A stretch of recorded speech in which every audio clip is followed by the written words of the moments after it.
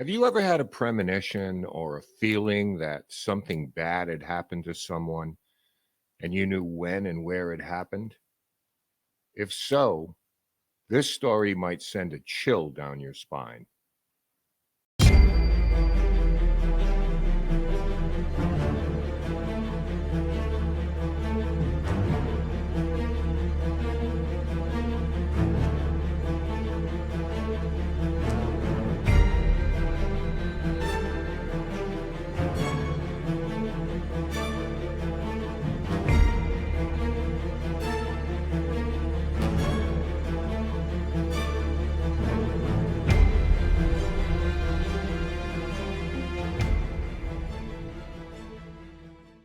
In 1980, a nurse named Melanie Uribe vanished without a trace in California.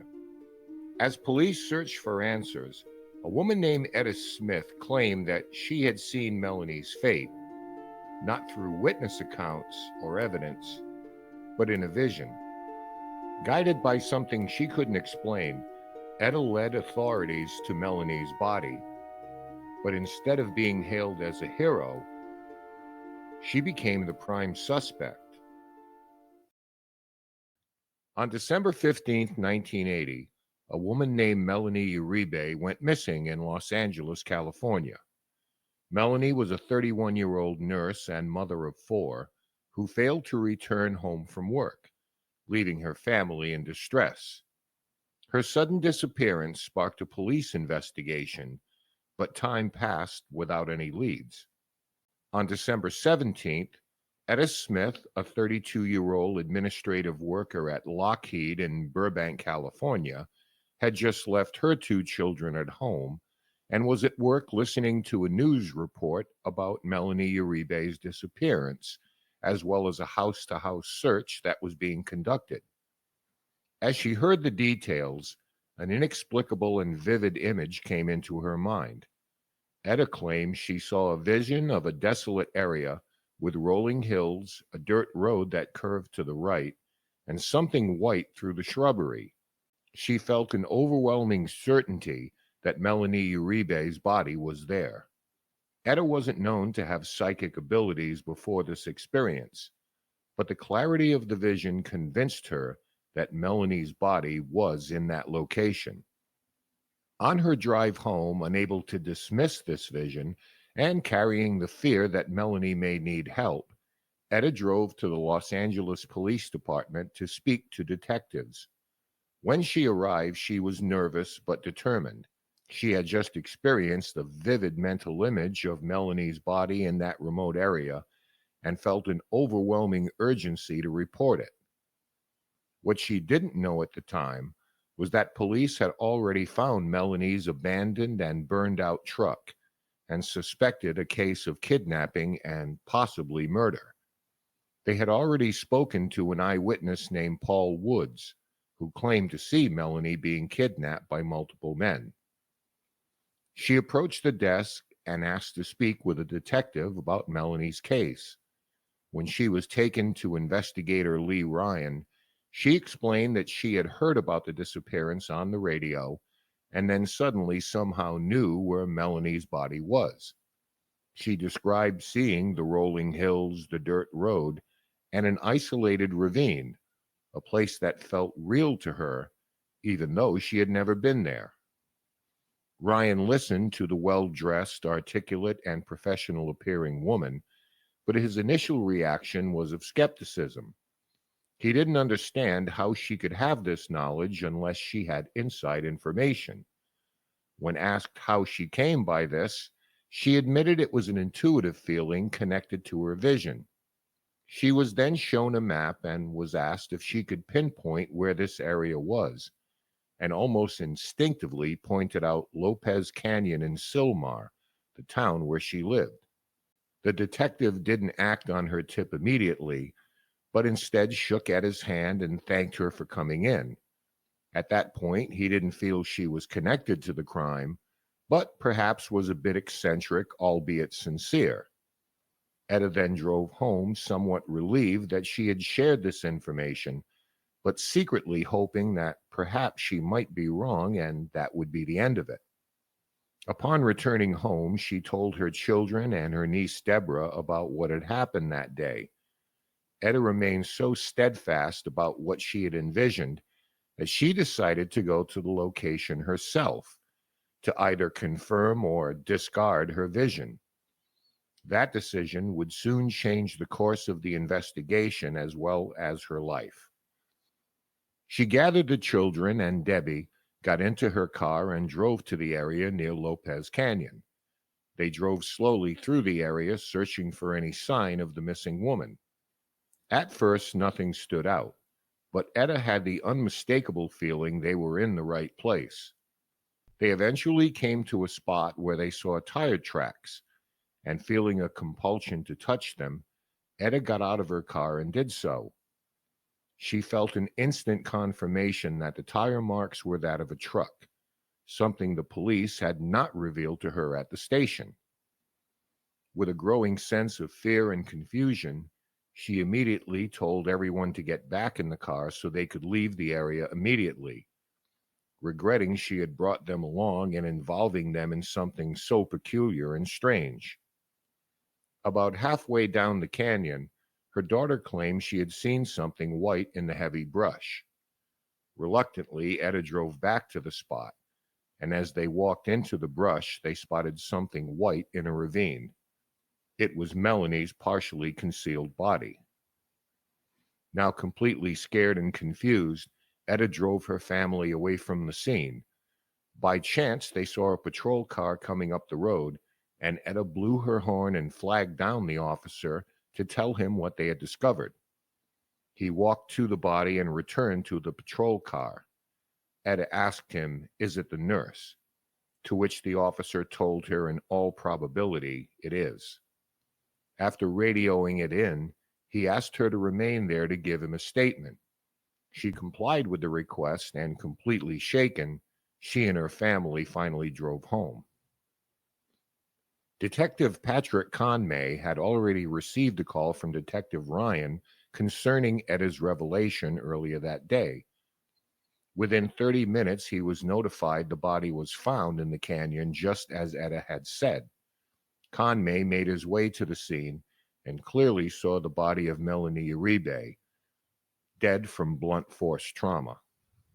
Conmay then sent two detectives to Etta Smith's house to get more details about her psychic vision. Some hours after arriving back home, with everyone having a chance to cope with what they had witnessed, there was a knock on Etta's door. Outside, two detectives asked for her to accompany them to the station regarding the case. Etta responded she had already told her story to Detective Ryan and the policeman at the crime scene, but they insisted there was more they needed from her. She told her kids she'd be back soon and departed with the police. Etta explained to the officers her vision of Melanie's body in the location she had described to them earlier. Despite the fact that her vision had proven to be accurate, the officers treated her with skepticism and deep suspicion. They were baffled by how she could have known about the location and were increasingly uncomfortable with her claims of having had a psychic vision. After some hours of questioning, Etta realized that something about this wasn't right. Instead of offering her appreciation or support for her discovery, the police began to question her more intensely, with one of them becoming, in her words, belligerent, at one point throwing a chair. They doubted that she could have located the body without some inside knowledge and wondered whether she might have been involved in the murder itself. Detective Ryan was busy on another case, but when he was informed Etta was being interrogated, he asked why and learned she was considered a suspect. For her part, Etta was now becoming so unnerved and frustrated that she offered to take a lie detector test, quite sure the results would prove her innocence. Taking her up on this offer, the first round of questions yielded no tangible result, so the test was administered again. All of this took somewhere between 90 minutes to 2 hours. She had been in custody for 9 hours, and it was now 3 a.m. When the results came back, her worst nightmare was realized. According to the detectives, She had failed the test, as it revealed she did not have a vision, nor was she unfamiliar with Melanie Uribe. Etta was then arrested and booked for murder, despite her insistence that she had nothing to do with the crime. She warned the police that they would face consequences when she was proven right, as something inside her urged her not to protest, but to let things play out. She was eventually strip searched and hosed down like a common criminal. The news of this came to Detective Ryan, who was immediately outraged, as a promise to not consider her a suspect and to look into her claims was made during their initial meeting. He felt his word was broken, and the results were not in line with the mission and ethics of the LA Police Department. As all this was happening, her children and niece were brought in for questioning. Her son Andy was given a lollipop to make him feel comfortable and began to answer questions.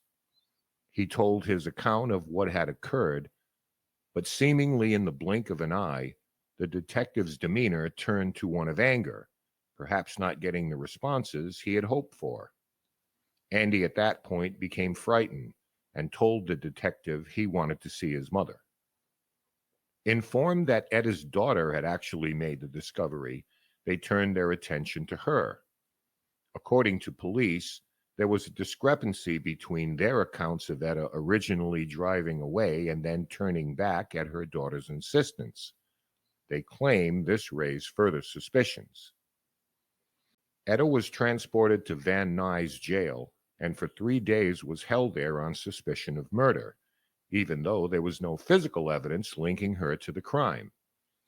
Detective Conway was somewhat dismayed when learning she was being held in jail, as he had not had the opportunity to interview her and had his own doubts she was involved. Attempts on his part to have her released on personal recognizance failed. A breakthrough in the case came on December 18th, when Conway received a call from a woman who claimed she had the murder weapon. Knowing already it was done with a rock from the coroner's report, Conway asked what it was, and the caller confirmed it was indeed a rock. The woman, fearing retribution from the killers, abruptly hung up the phone. 2 days later, a call was placed from an unidentified male who asked to meet Conway at an undisclosed location. There he gave him information about a suspect, 17-year-old Norman Willis. Upon questioning, Willis invoked his Fifth Amendment rights and did not cooperate. But his parents would come forth with another name, 20-year-old Lewis Morgan. Later, a third man, Spencer Nielsen, was also arrested in connection to the crime. The police learned that these men had abducted Melanie, forced her into her car, and eventually murdered her before discarding her body in Lopez Canyon. They then set fire to her truck to try and cover the crime. A corrections officer approached Etta's cell, opened it, and told her she was free to go. A puzzled and confused, yet ecstatic Etta was released from jail, but the ordeal was so emotionally draining that she collapsed some 10 feet away from her cell. Happily, she would finally be reunited with her family. Following the arrests of the 3 men, the case against Etta Smith had been officially dropped. The police were able to close the case on Melanie Uribe's murder, with the true perpetrators behind bars. But the torment she had to endure left her a very different person than the one who first had that psychic vision. Though Etta had been instrumental in the discovery of Melanie's body, she faced significant public scrutiny over her wrongful arrest due to the police's misunderstanding of her psychic claim. Etta felt that her civil rights had been violated, and she was deeply affected by the humiliation and stress caused by the wrongful arrest. Her reputation was tarnished, and the public perception of her was marred by the police's actions. As a result, Etta retained lawyer James Blatt and sued the LA Police Department for wrongful arrest and emotional distress. She argued that her arrest had been made without probable cause or evidence. The police had no legitimate reason to detain her, especially since she had only acted in good faith by trying to help. Since she was held for 3 days without charges, the lawsuit also focused on false imprisonment, being confined against her will without legal justification. Etta claimed that the stress of the wrongful arrest, the public attention, and the damage to her reputation caused significant emotional harm. She experienced humiliation, anxiety, and trauma from the arrest, as well as from the media attention that followed. After 7 days of hearings, the lawsuit was settled out of court, with Detective Ryan testifying on her behalf and Etta Smith being awarded a financial settlement of $26,000. The settlement was a recognition of the wrongfulness of her arrest and the emotional distress she had suffered. The settlement also helped restore some of Etta's reputation after the ordeal. While the legal victory was a relief to Etta, it did little to undo the damage done by the arrest. Despite her involvement in the case leading to the discovery of Melanie's body, she continued to face skepticism from the public and law enforcement regarding her psychic claim. Her case became one of the most famous examples of a psychic claim being both accurate and criminally misinterpreted, and became a notable example of how psychic information can be misunderstood and misused in criminal investigations.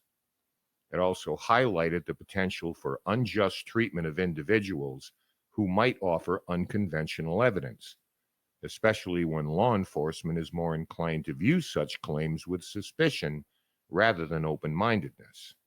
It also came to light that she did not fail the lie detector test the night of her arrest. In fact, the results were inconclusive. The detectives simply refused to believe her story was legitimate.